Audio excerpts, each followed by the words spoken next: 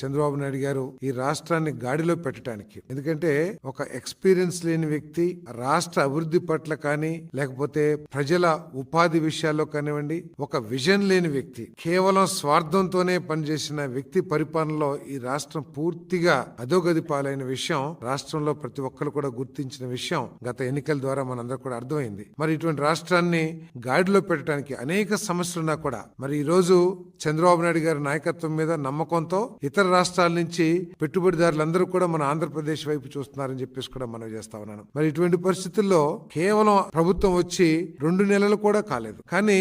అసెంబ్లీకి రాకోకుండా అసెంబ్లీ నుంచి తప్పించుకొని తను మాట్లాడే మాటకి ఎటువంటి బేసిస్ లేకపోయినా కూడా ఈ ప్రభుత్వం మీద బురద చల్లటానికి ప్రయత్నం చేస్తున్నాడు జగన్మోహన్ రెడ్డి గారు అని చెప్పేసి మనం చేస్తా ఉన్నాను. నిజంగా ఈ ప్రభుత్వం తప్పు చేస్తుందని భావించినట్లయితే, మీకు దమ్ముంటే మీరు గనక మేలు చేశారు ఈ రాష్ట్రానికి, ఈ రాష్ట్రంలో ఏదైతే ముఖ్యమంత్రి